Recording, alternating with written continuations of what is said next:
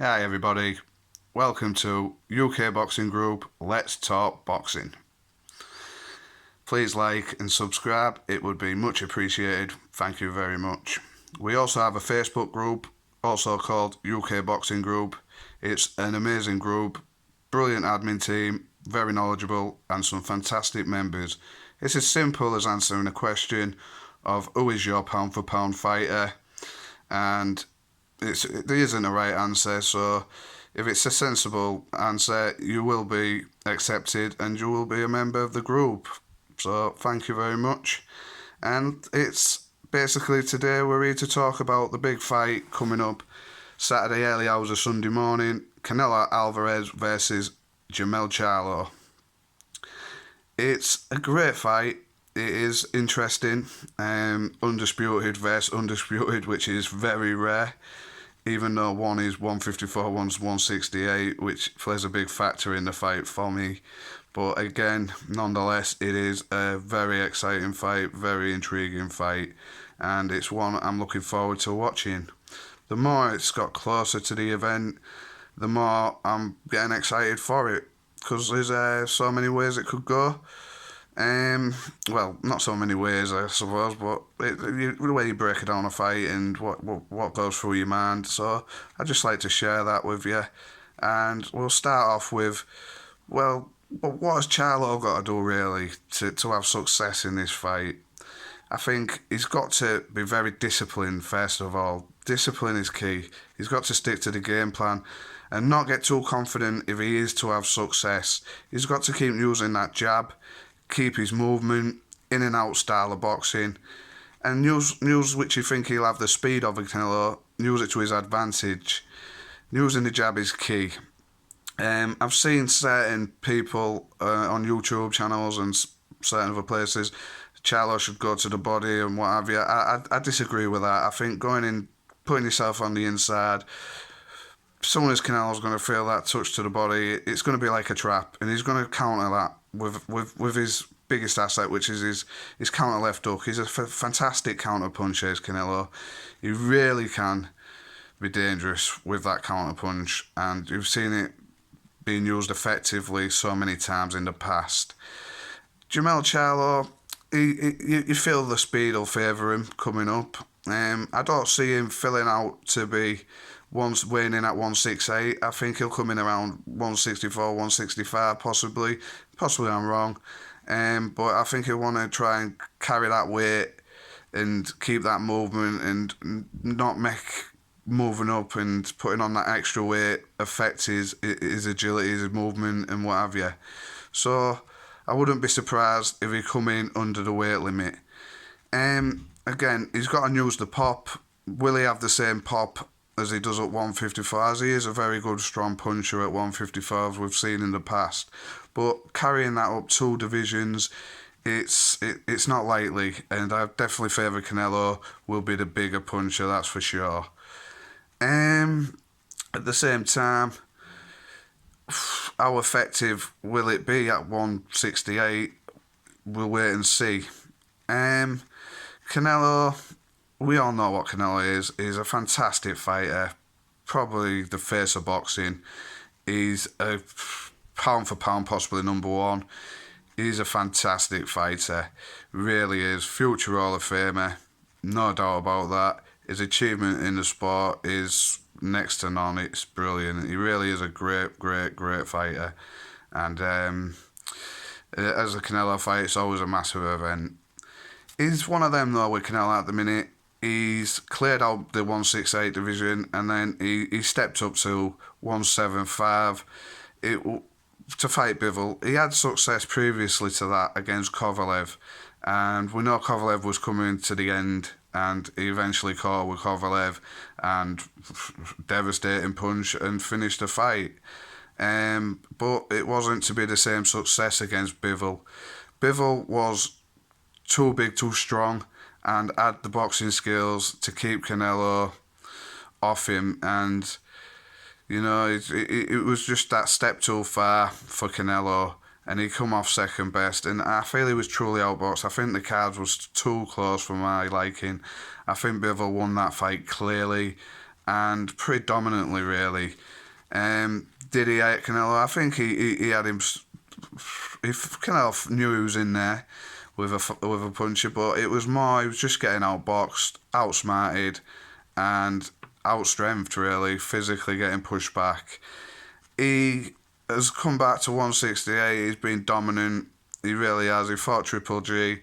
It was a better performance than the previous fights against Triple G. Nonetheless, there was fantastic performances still from Canelo in the first two fights, but I do not feel the second fight, possibly he won that, but the third fight was never a draw. He lost that fight, but it is what it is when it comes to judging with Canelo, and they scored it as a draw, which many people I've seen do not agree with and feel he lost that fight.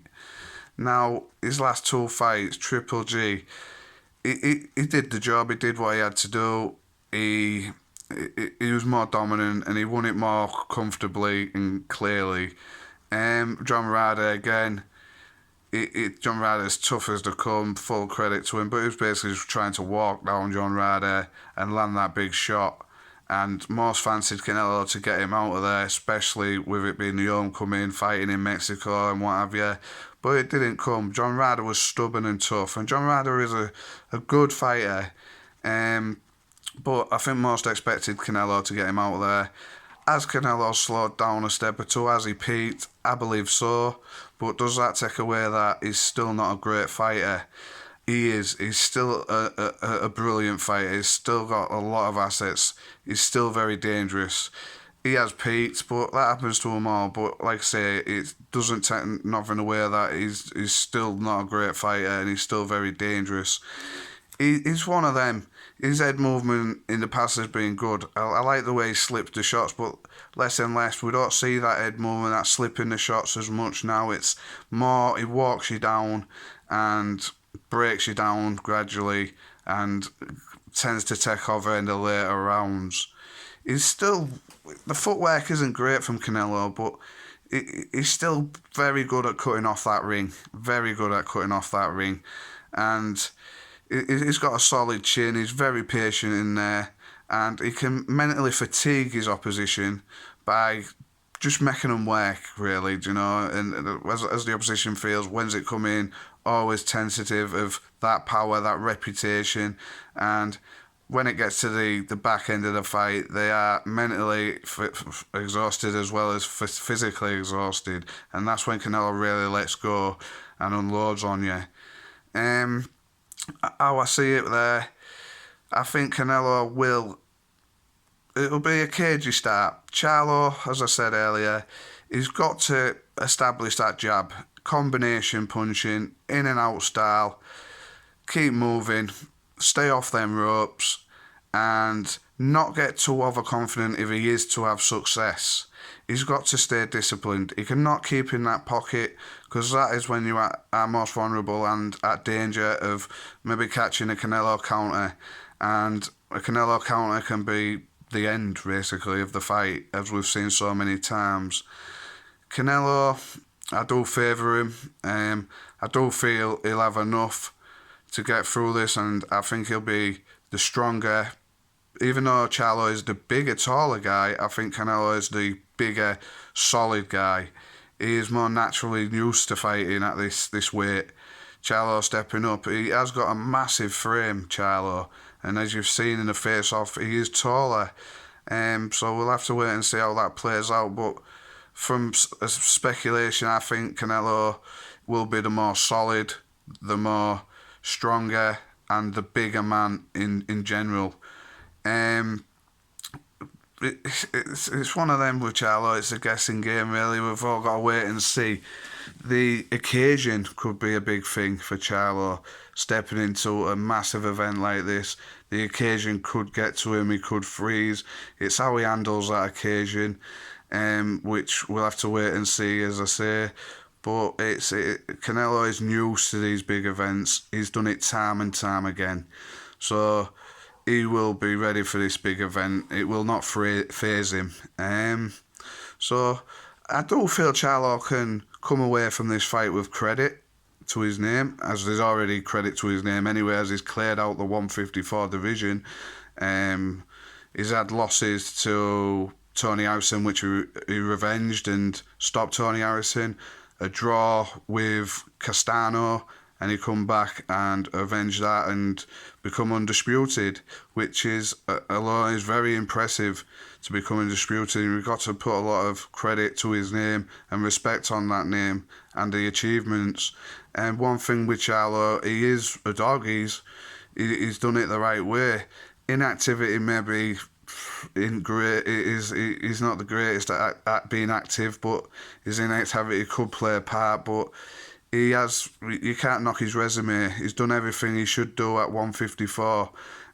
He's basically got the lottery ticket, hasn't he, with this Canelo fight, and it's a great opportunity for him.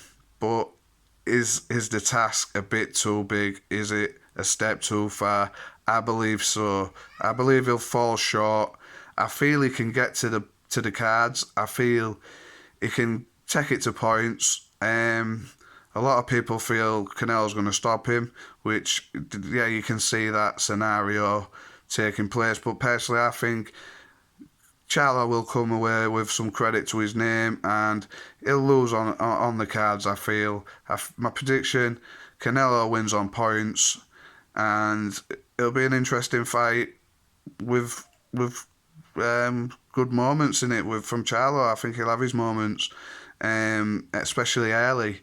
And I think with his speed, I think if he sticks to that discipline and uses his jab and combinations, don't get too greedy, he can have success.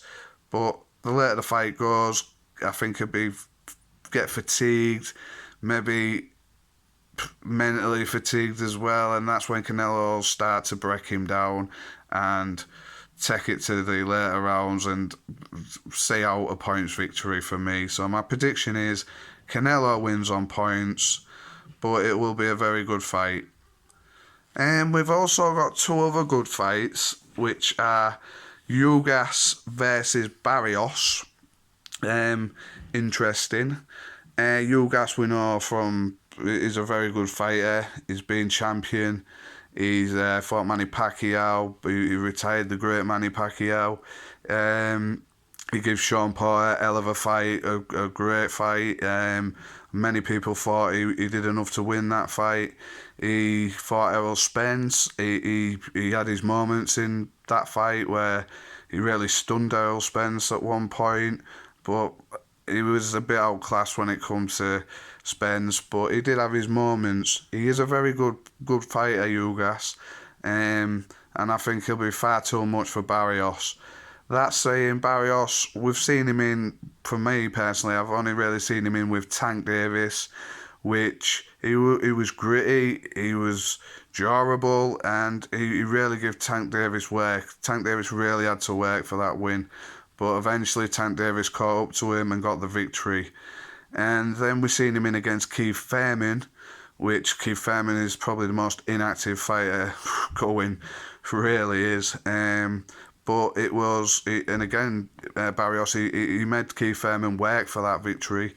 It was a tough night for Keith Thurman, but again, Barrios fell short, and Keith Thurman went on to get the victory.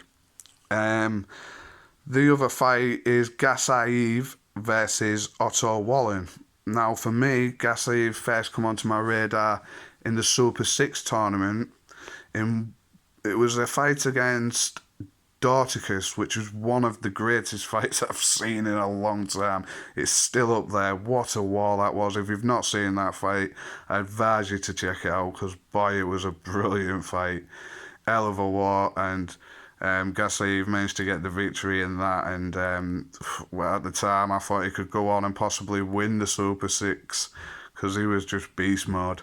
But he went on to face Usyk, and he just got totally outclassed, took to school.